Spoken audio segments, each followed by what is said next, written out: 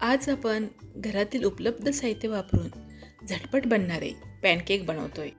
Pancake बनवण्यासाठी मी एका बाउलमध्ये अंड फोडून घेतलं आणि ते थोडं फेटून घेतलं. अंड छान फेटून झालं की त्यामध्ये पाव कप वितळलेलं बटर घातलं. त्याबरोबरच 3 मोठे चमचे पिठी साखर घातली. पिठी साखर घातल्यानंतर हे मिश्रण पुन्हा एकदा छान फेटून घेतलं. त्यामुळे पिठी साखर, अंड आणि बटर एकजीव होईल. हे मिश्रण छान एकजीव झालं की यामध्ये 1 कप दूध घातलं. हे दूध तापवून थंड केलेलं आहे.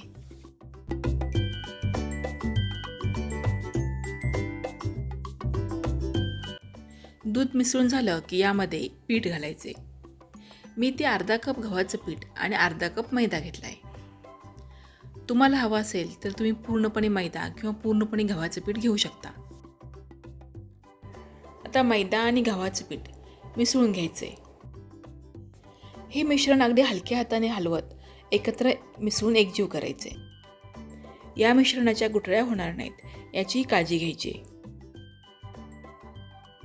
पॅनकेक बनवण्यासाठी हे मिश्रण अगदी आता व्यवस्थित तयार झालं आहे. आता सगळ्यात शेवटी यामध्ये 1 चमचा बेकिंग सोडा घालायचा.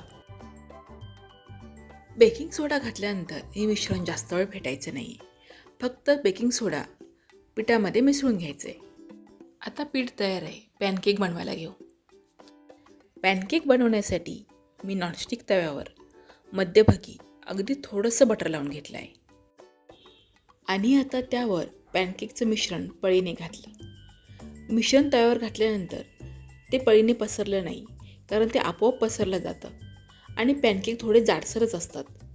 पॅनकेकला बघा, वरच्या बाजूने हळूहळू छिद्र पडायला सुरुवात झाली आहे. तर खालच्या बाजूने पॅनकेक छान भाजून झाला की तो उलटून वरच्या बाजूने भाजून घ्यायचा आहे. पॅनकेक भाजताना गॅस मध्यम ठेवायचा आणि तवाही मध्यम तापलेला हवा. आता पहा, दोन्ही साईडने पॅनकेक छान भाजला आहे आणि त्याला खूप छान रंगही आला आहे. आणि पॅनकेक भाजण्यासाठी खूप जास्त वेळ लागत नाही. 2 ते 3 मिनिटांमध्ये पॅनकेक भाजून तयार होतात.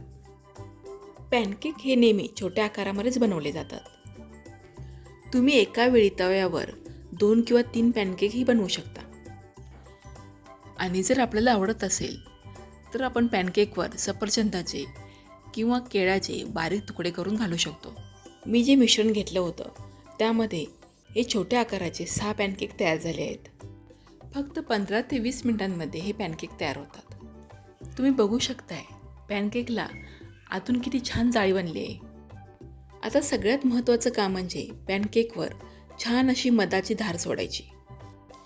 कारण मधाशिवाय पॅनकेक खायला मजाच येणार नाही. आणि हे पॅनकेक गरम असतानाच खायचे, कारण थंड झाल्यानंतर ते थोडेसे बेचव होतात.